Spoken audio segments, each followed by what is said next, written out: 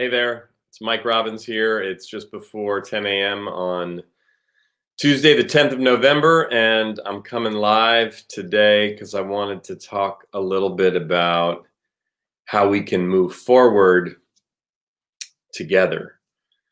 So it's officially been a week since Election Day here in the United States, and what a week it's been. Gosh, how are you doing? How are you feeling? If you're joining live, feel free to just pop a note in the comments. Hey there, Meredith. Good to see you.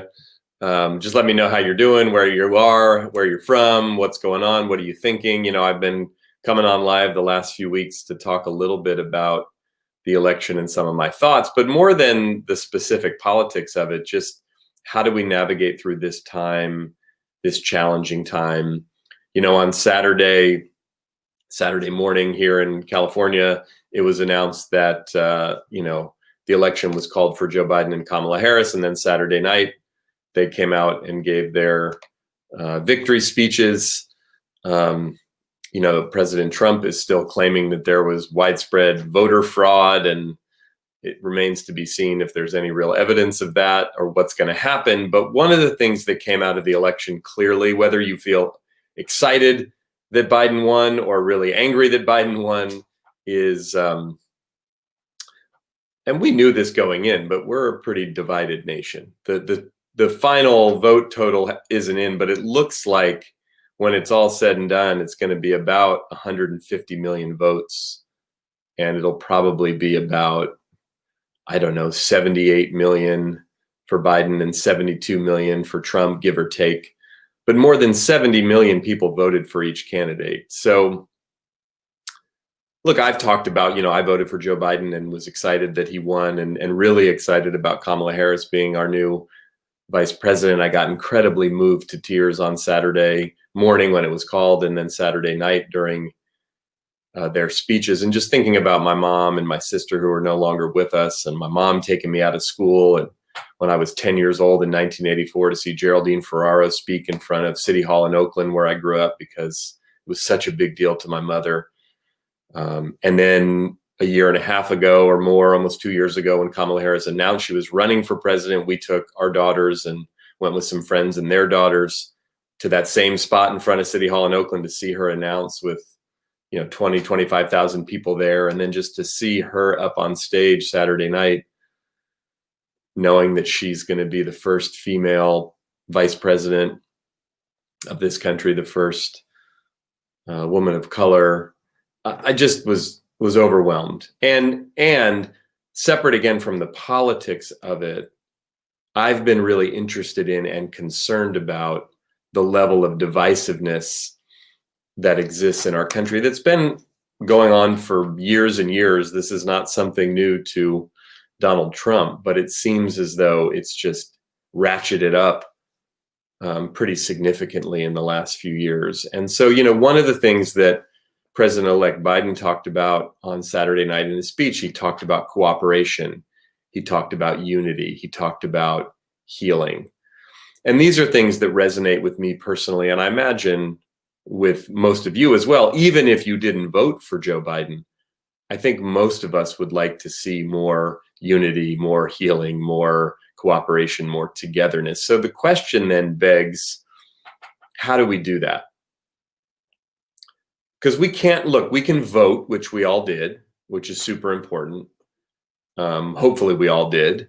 We can get engaged in the political process in different ways and try to influence things. But ultimately, we can't control how politicians operate, what they say.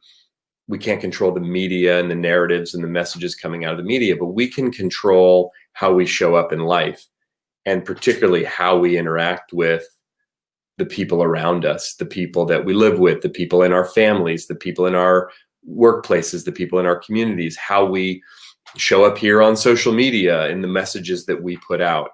So I've been thinking a lot about this and writing a bit about it. Maybe you saw my blog post from yesterday. I just sent out an email to our email list today about this. I recorded a new podcast episode on yesterday, and I really want to share a few thoughts and ideas here about what we can do moving forward to create more togetherness. The first thing that I think we can do is reach out to people who maybe voted differently than we did.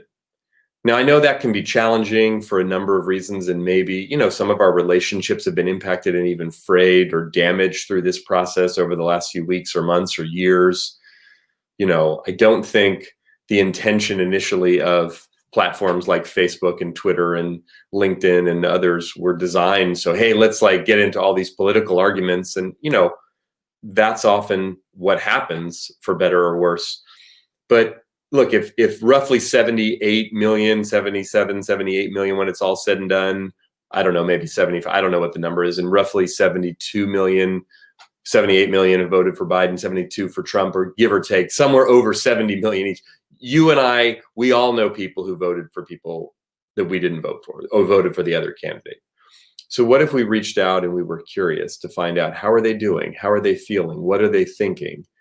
Not necessarily to argue about it necessarily, but just try to understand. Because I know for me, in this election and most elections, when push comes to shove and it gets right down to the wire, I find it challenging to understand why someone would vote for the other candidate. But obviously, a lot of people did. Right? Rosie, thank you. You live in Florida, but you're from Costa Rica, so the last 4 years have been very difficult. Yeah, so to understand, again, just imagine, for example, and Rosie, I don't know if I'm saying your name exactly correctly, but imagine if I voted for Donald Trump, let's just say, which I didn't, and you and I were friends. Or I can even ask you here now, what's been difficult about the last 4 years for you personally? What have you found difficult or challenging about these last 4 years? And again, for those of us who voted in a way that we wanted to change, we didn't want to reelect the president.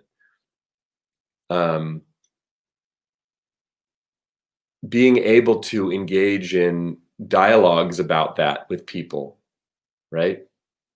It is a confusing time, right, Steve? And it's hard because things get so blown up and blown out of proportion in a lot of ways. And social media here where we are is often a cesspool of negativity and conversations that explode in not a positive way. But can we get curious? If, again, on the flip side, let's say you're someone like me who voted for Joe Biden and can't understand why someone would have voted for Donald Trump, just as an example. Can you reach out to them first and foremost to find out, how are they doing? How are they feeling right now? Knowing that Joe Biden won and will be the new president and that Donald Trump didn't, even though, again, there are some people that seem to believe, and the president himself is talking about voter fraud and it's rigged and I really won and we're going to fight. There's all of that going on. But just let's assume when all of that dies down and the reality is acknowledged all the way across the board, but reaching out, if there are people that are concerned about Joe Biden's policies or his age or what Kamala Harris might do or what might happen, there's still a debate about who's going to be in control in the Senate. We've got a couple runoff races down in Georgia. But again, if someone is scared about moving too far to the left or socialism or whatever the case may be, can we talk and listen and get curious? I know it's hard, although I do find it personally, for me, a little bit easier today, a few days after the election being called, to be more open-minded and more rational and more curious and more empathetic and more understanding, for better or worse. And hopefully that can go both ways and we can try to understand each other a bit better. Because look, Joe Biden can take over as president, Donald Trump can exit stage left, so to speak, and that's not going to take away the animosity, the divisiveness, the nature of how divided we are as a country. And it's not up to politicians to do that.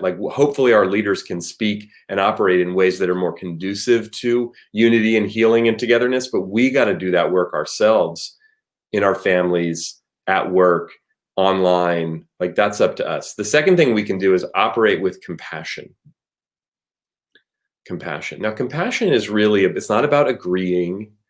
It's not even really totally about understanding. It's more about empathizing with another person's experience.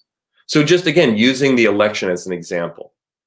If you were really upset when Donald Trump won and Hillary Clinton lost 4 years ago, as I was, as many, many millions of people were, maybe you can relate emotionally with empathy, with compassion to people right now who may be very upset that Donald Trump lost and that Joe Biden won.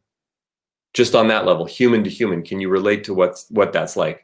The sadness, the disappointment of your candidate losing, as well as the fear of what this new person might do as they move into power. Like, those are real feelings that a lot of us have had 4 years ago, and maybe we have right now, depending on our political persuasion. But within a relatively short amount of time, 4 years, a lot's happened, obviously, but we can relate. So having compassion, and look, in addition to the election, which this election by itself, even if we weren't in the midst of COVID, even if we hadn't experienced a lot of what we've experienced over the last 7 or 8 months, 9 months, elections are intense, but there's so much additional intensity, right?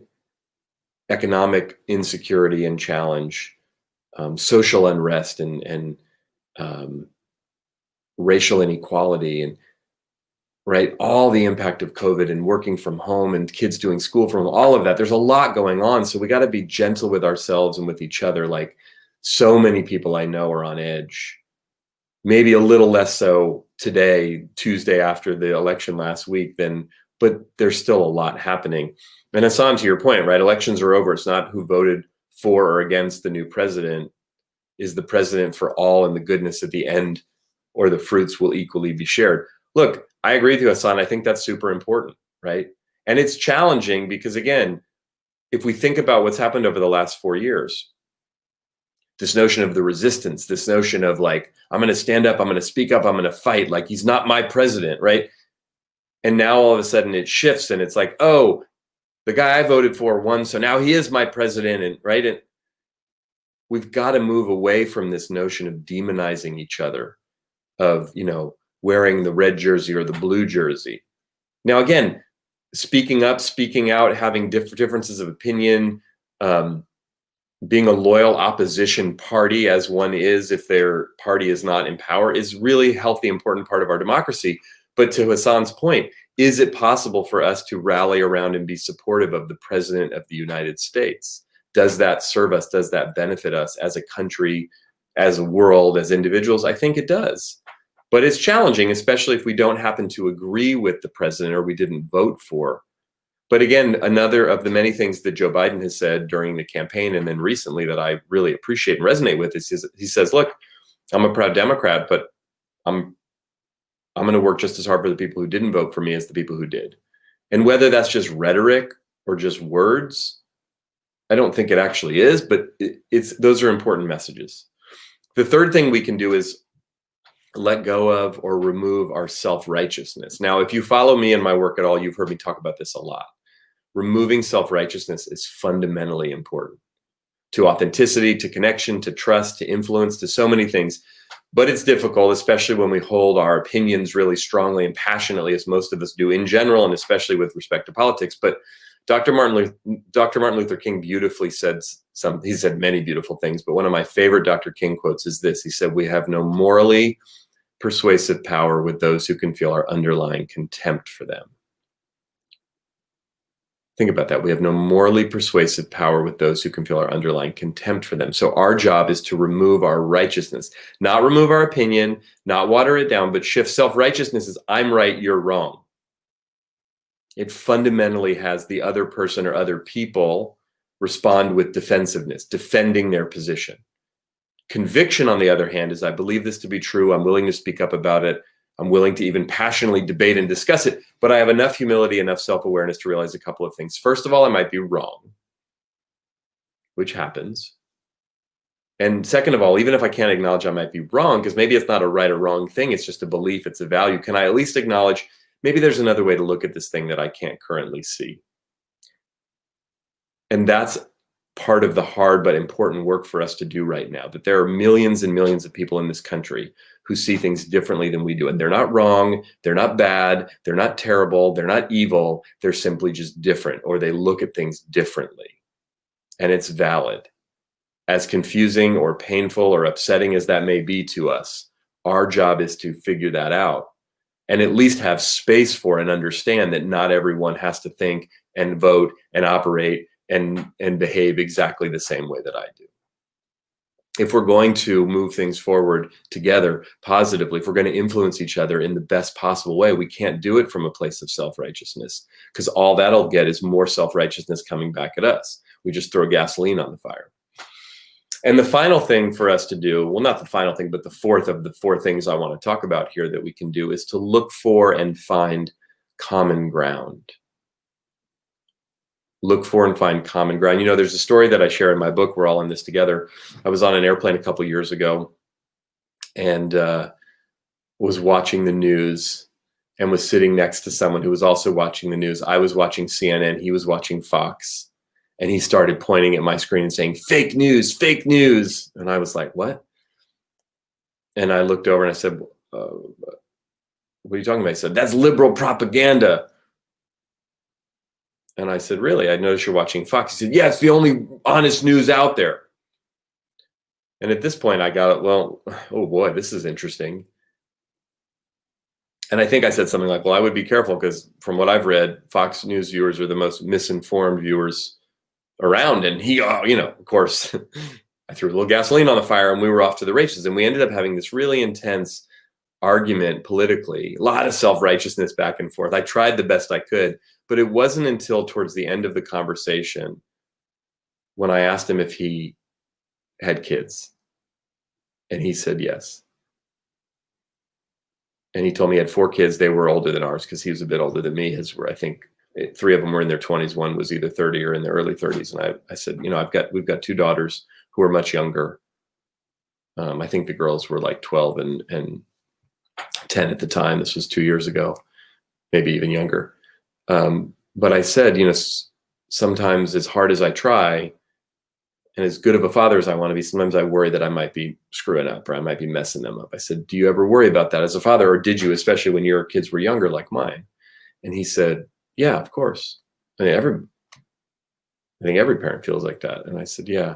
I said, maybe with all of this political stuff, as strong as I feel and as strong as you feel, and obviously we disagree, like maybe there's some of these things are so complicated, I don't totally understand them, and I don't know all the depths and nuances to everything. So, and he looked at me kind of weird, but it sort of ended our discussion or our debate, because what diffused it was finding common ground, human to human, fellow fathers, right? Compassion is about relating to people emotionally, not necessarily agreeing with people. So I brought forth some compassion, some vulnerability, and was able to, as challenging as it was, find common ground with this other human being who I disagree with. Now, again, hopefully we're not getting into arguments on airplanes. We're probably not on airplanes much these days, but you know what I mean? Arguing with strangers online or in general. That's part of why, by the way, our political debates on Facebook or social media in general end up escalating, because there's not a lot of compassion or empathy. There's not a lot of common ground that we find when we're just communicating on these platforms. We got to do this hard work. Van Jones calls it the messy truth. I call it sweaty palm conversations. We got to be willing to really engage with each other in a way where we can find common ground, because ultimately, look, my book is called, my most recent book, I should say, my podcast, We're All in This Together. And that's not just a title of a book for me. I really genuinely, to my core, believe we're all in this together as Americans, as humans. And fundamentally, our work right now, if we're going to move forward together, is to really understand that there is no them, they out there. It's all us. We are all in this together. So thanks for watching. Thanks for engaging. If you watch the video of this after the fact, feel free to leave me a comment or ask a question. Happy to engage with you on whatever platform, Facebook or LinkedIn or YouTube, that you're watching this on. And feel free to stay connected with me through our website, which is mike-robbins.com, or my podcast, or any of the various ways that you can connect with me. I'll leave a link to the site in the comments. So until next time, I may come on later this week or next week. Remember, we're definitely all in this together. Take care.